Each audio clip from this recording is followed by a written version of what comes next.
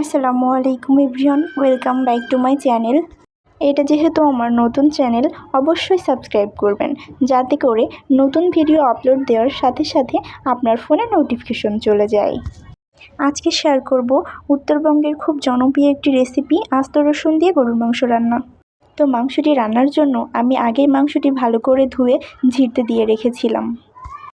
তারপর যে পাত্রে রান্না করতে হবে সেই পাত্রে পরিমাণ মতো তেল দিয়ে নিতে হবে এবং তেলটি গরম হয়ে যাওয়ার পরে কিছু কুচি করে রাখা পেঁয়াজ দিয়ে দিব।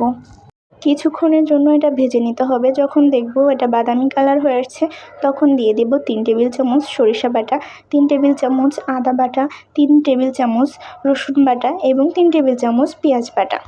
যেহেতু আমার মাংসের পরিমাণ ছিল 3 কেজি, তাই প্রতি কেজিতে আমি 1 টেবিল চামচ মশলা ব্যবহার করছি। এ পর্যায়ে দিয়ে দিব স্বাদ মতো লবণ এবং পরিমাণ মতো শুকনো মরিচ বাটা। যেহেতু চড়া ঝাল আমরা সবাই খেতে পছন্দ করি না, তাই ঝালটা আপনারা আপনাদের পছন্দ মতো দিয়ে দিবেন। আমার মতে গরুর মাংসের ঝালটা চড়া হলেই ভালো হয়। এ পর্যায়ে দিয়ে দিব আমি গুঁড়ি করে রাখা মশলা। এই মশলাটা আমি বাসায়ই তৈরি করেছি। এই মশলাতে আছে এলাচ, দারচিনি, লবঙ্গ, গোলমরিচ, জয়ফল, জয়ত্রী, জিরা, ধনিয়া, কালো এলাচ, তেজপাতা।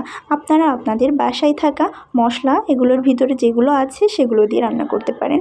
সবশেষে আমি দেখুন দিয়ে দিচ্ছি হলুদটা সবশেষে ব্যবহার করব, কারণ গরুর মাংসের কালারটা সুন্দর আসার জন্য। এভাবে আমি সব পর্যায়ক্রমে সব উপকরণ দিয়ে ভালোভাবে একটু জাল করে নিব। এভাবে ভালোভাবে জাল করে নেওয়ার পরে গরুর মাংসটি আমি যে ছিটতে দিয়েছিলাম, এখন সেই গরুর মাংসটি দিয়ে দিব। মশলাটি কিছুক্ষণ ধরে জাল করে নিতে হবে যাতে করে মশলার যে কাঁচা গন্ধটি থাকে ওটা আর না থাকে। তারপর আমি গরুর মাংসটা দিয়ে ভালো করে উলটপালট করে মশলাটি মাখিয়ে নিব মাংসের সাথে।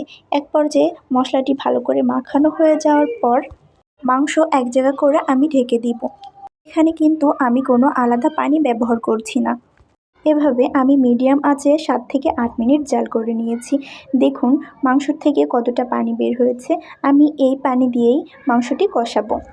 আমার মাংসটি কিন্তু অনেকটা সিদ্ধ হয়ে গেছে। এ পর্যায়ে আমি দিয়ে দিব রসুন, আস্ত রসুন। যেহেতু আমার মাংসে ব্যবহার করব, তাই আমি এখনই আস্ত রসুনটি দিয়ে ঢেকে দিব।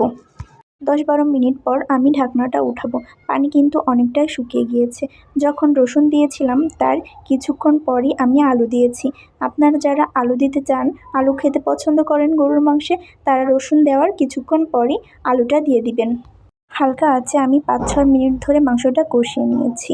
মাংস যতটা ভালোভাবে কষানো হবে মাংসের স্বাদ কিন্তু দ্বিগুণ বেড়ে যাবে। পরিমাণ মতো ঝোলের পানি দিতে হবে। যে যেরকম ঝোল রাখবেন সেই পরিমাণে ঝোলের পানি ব্যবহার করবেন এবং ঢেকে দিয়ে হালকা আঁচে আমি মাংসটা রান্না করে নিব। রান্নার শেষে আমি মাংসটি একটি মাটির পাতিলে পরিবেশন করে নিয়েছি আপনাদের দেখানোর জন্য। দেখলেই বোঝা যাচ্ছে মাংসের কালারটা কতটা সুন্দর আসছে। সাদা গরম ভাত বা পোলাও বা খিচুড়ির সাথে মাংসটা খেতে কিন্তু ভীষণ মজার। আমি আজ খিচুড়িই রান্না করেছিলাম এই মাংসটি খাওয়ার জন্য। ভিডিওটি ভালো লাগলে অবশ্যই সাবস্ক্রাইব করবেন। আল্লাহ হাফেজ, থ্যাংকস ফর ওয়াচিং।